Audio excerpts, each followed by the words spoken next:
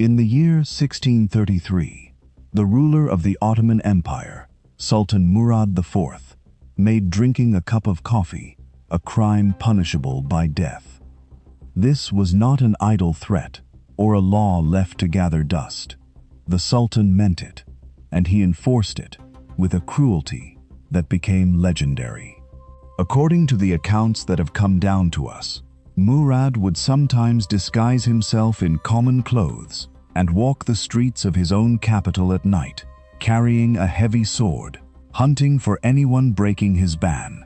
If he caught a subject drinking coffee, he was said to execute them on the spot with his own hands. Thousands are said to have died in his campaign against the bean, an emperor personally patrolling his city, killing people over a hot drink. Now stop and think about how strange that is. Coffee. The thing you probably drank this morning without a single thought. The thing sold on nearly every street corner on earth. The fuel of ordinary mornings and late-night study and office break rooms. The most harmless, everyday, unremarkable habit imaginable. And yet, there was a time when the most powerful man in one of the world's greatest empires considered this drink so dangerous that he was willing to kill his own people to stamp it out. And he was not alone. Across history, again and again, kings, sultans, priests, and governments tried to ban coffee, tax it into oblivion, or crush the places where it was served. They feared it, not because of what it did to the body, but because of what it did when people gathered to drink it. Because coffee, more than almost any other substance in human history, has a strange and repeated habit of appearing right at the center of rebellion, revolution, and the overturning of the established order. So here is the question: how did a humble roasted bean become so feared by the powerful that emperors tried to ban it on pain of death? Why does this one drink keep showing up at the birth of revolutions, of new ideas, of the modern world itself? And how did something once treated as a dangerous, subversive substance become the most ordinary drink on the planet? To understand that, we have to go back to the very beginning, to a legend about a goat herder and his dancing goats. The origins of coffee are wrapped in legend, and the most famous of them takes place, according to tradition, in the highlands of Ethiopia, many centuries ago. The story tells of a goat herder named Kaldi, who noticed one day that his goats were behaving very strangely. After eating the bright red berries from a certain wild shrub, the goats became extraordinarily energetic, leaping, dancing, refusing to sleep. Curious, Kaldi is said to have tried the berries himself and felt the same surge of alert, wakeful energy. He brought the berries to a local monastery, and the monks, after some initial suspicion, discovered that a drink made from them helped them stay awake through their long nights of prayer. Whether or not there was ever a real Kaldi, the essential truth of the legend holds. Coffee, as a plant, originated in Ethiopia, where the coffee shrub grew wild, and where people first discovered the remarkable properties of its berries and the beans inside them.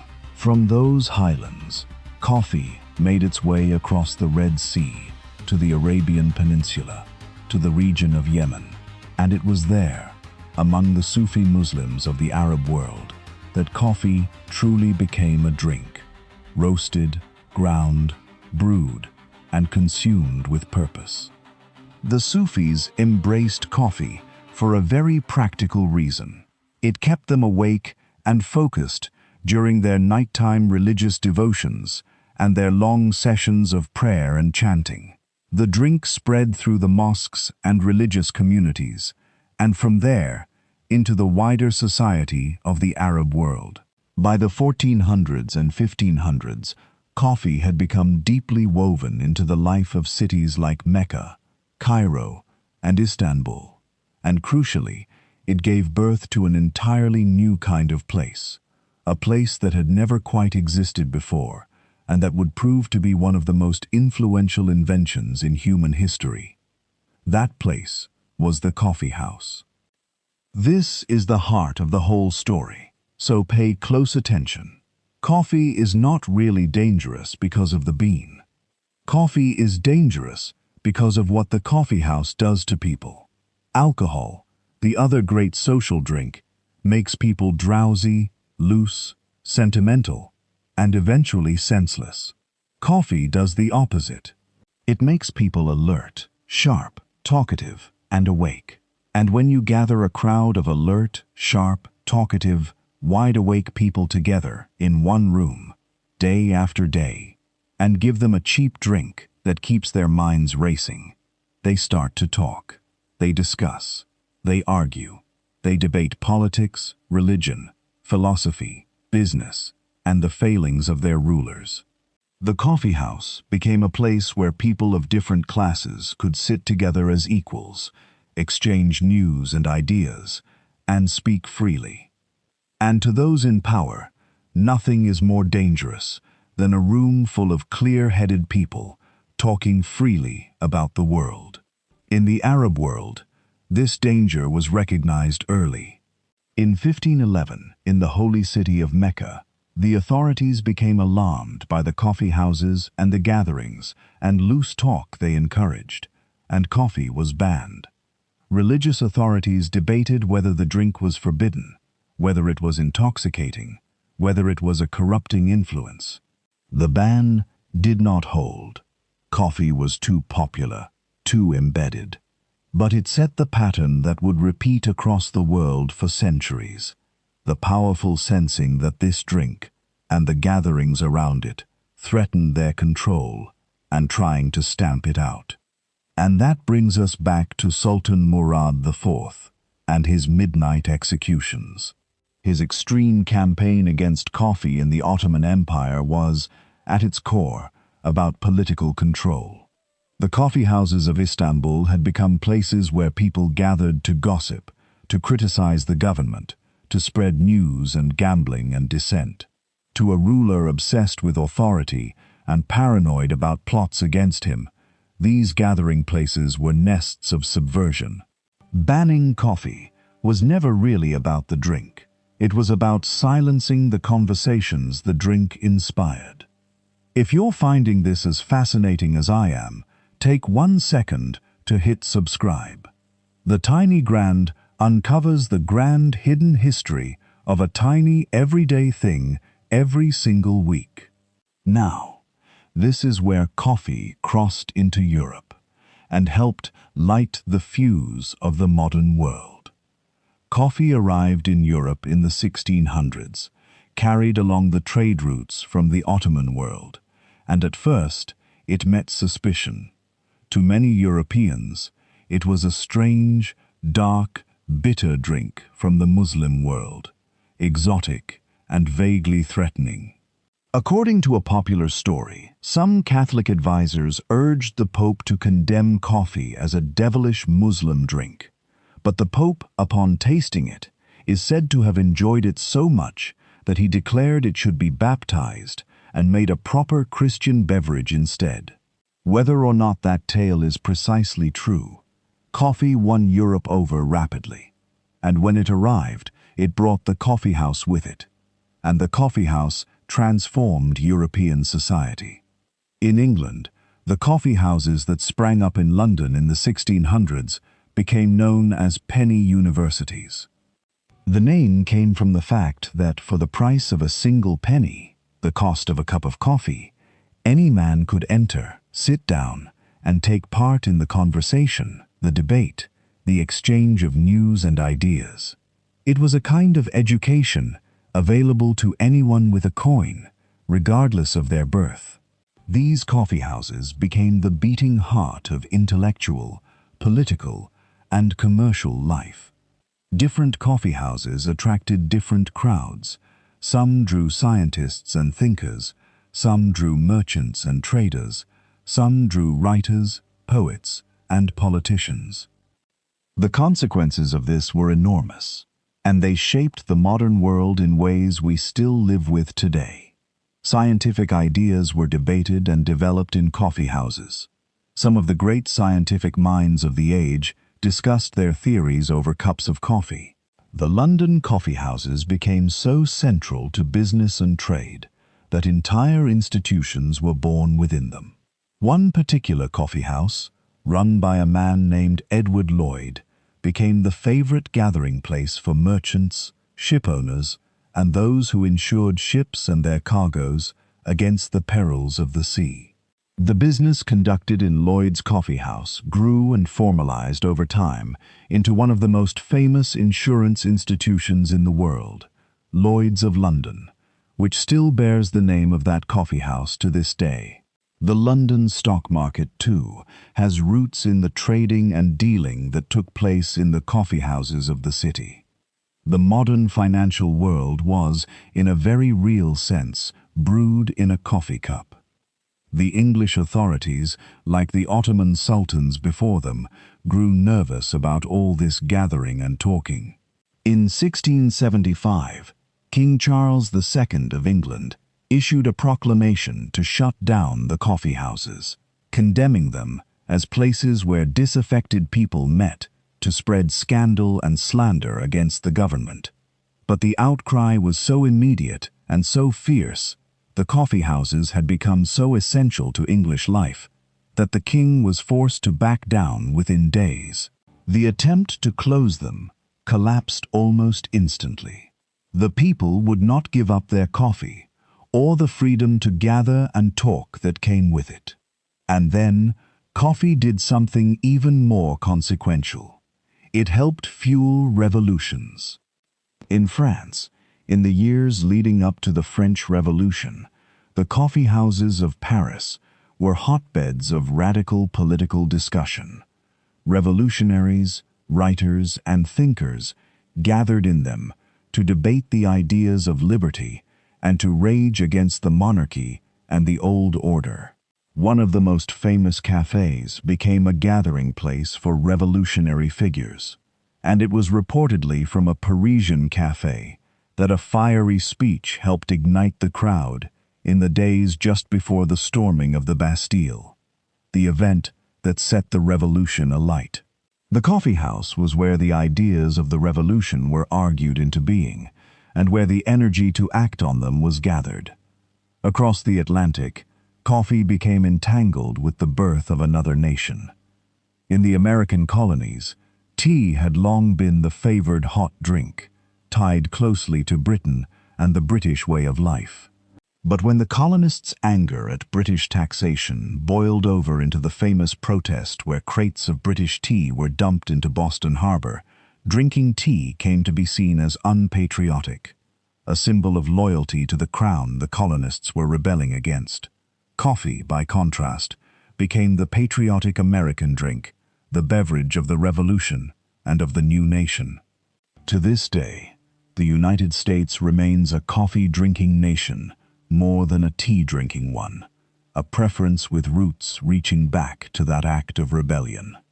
Coffee did not just witness the birth of America, it became part of its identity. Over and over, the pattern repeats. Wherever coffee and its coffee houses spread, they created spaces for people to gather, to think, to talk, and to challenge authority. And wherever that happened, those in power grew afraid, and revolutions, ideas, and new institutions were born. Coffee earned its reputation as the drink of the awake, in every sense of the word. Meanwhile, the demand for coffee that all this created had a far darker side, one that must not be left out of the story. As Europe's thirst for coffee grew insatiable, European powers established vast coffee plantations in their colonies across the tropical world, in the Caribbean, in South America, in the East Indies. And these plantations, like the sugar plantations beside which they often stood, were frequently worked by enslaved people, laboring and dying in brutal conditions to feed Europe's appetite for the drink. the bright, energizing cup of the European coffee house, where free men debated liberty, was too often produced by the forced labor of people who had no liberty at all. It is one of the bitter contradictions running through the history of coffee, and of so many of the goods that shaped the modern world. The drink of freedom and enlightenment, built in part on a foundation of bondage. Brazil, which became the world's dominant coffee producer, built much of that early industry on enslaved labor. As coffee production spread and grew across the centuries, the drink completed the same journey we have seen with salt, with pepper, with sugar. It went from a rare, exotic, feared, and fought-over substance to an ordinary, abundant, everyday commodity. Coffee became one of the most traded goods on the entire planet, grown across a band of tropical nations, consumed by the billions of cups every single day. It stopped being subversive and became simply normal, so normal that we forget it was ever anything else. And in the 20th and 21st centuries, the coffee house itself was reborn. The rise of the modern café chain turned the coffee shop back into a fixture of daily life all over the world. A place to meet, to work, to talk, to sit alone with a laptop, to gather. In a strange way, the modern coffee shop echoes the penny universities and the revolutionary cafés of centuries past. A public space, fueled by the same bean, where people still come together to think and talk and work. The setting has changed. The essential magic, a stimulating drink that brings people together and keeps their minds awake, has not. So why coffee? Why did this one drink, out of everything humans consume, become so entangled with rebellion, ideas, and the making of the modern world? The answer lies in what coffee actually does, combined with where people drank it. Coffee sharpens the mind and banishes sleep. It makes people more alert, more talkative, more inclined to think and argue and question. And for most of its history, people drank it not alone, but together, in public houses built around the drink. Put those two things together, a stimulant that fires up the mind, and a public space that gathers people as equals to use those fired-up minds, and you get something genuinely revolutionary. The coffee house became the place where the private thoughts of individuals became the shared conversations of a society, where news spread, where ideas collided and combined, where ordinary people discovered they were not alone in their discontent. That is why rulers feared it. Not the bean, the room. Not the caffeine, the conversation. And there is a lesson in that cup that reaches far beyond coffee. It is a reminder of how powerful and how threatening a simple thing can be. A public space where people can gather as equals and speak freely. Emperors killed to prevent it. Kings tried to ban it. And they failed every time, because the human desire to come together and talk proved stronger than any throne. The history of coffee is, in a sense, the history of that desire, and of the ideas, institutions, and revolutions it brought into being. Somewhere right now, in a cafe on a busy street, people are doing exactly what they have done for 500 years, sitting together over cups of coffee, talking, arguing, dreaming, planning, thinking out loud. Somewhere, a student is staying awake over a cup to finish their work, just as the Sufi monks once did. Somewhere, a coffee farmer is harvesting the same bright red berries that once amazed a goat herder in the Ethiopian highlands. And somewhere, maybe right where you are, a cup of coffee is cooling beside you, ordinary and familiar, holding no hint that emperors once patrolled the streets with swords to keep it out of your hands. The next time you take that first warm sip of the morning and think nothing of it, remember what you are really holding, the drink that kept monks awake through the night, that built the modern financial world in a coffee house, that emperors killed to suppress, and that helped talk revolutions into existence. Not bad for a roasted little bean. If this story surprised you, hit subscribe. The Tiny Grand tells the grand hidden history of a tiny everyday thing every week. Drop a comment telling me which everyday drink or object we should uncover next. And if you learned something tonight, share this with someone who cannot start their day without a cup of coffee.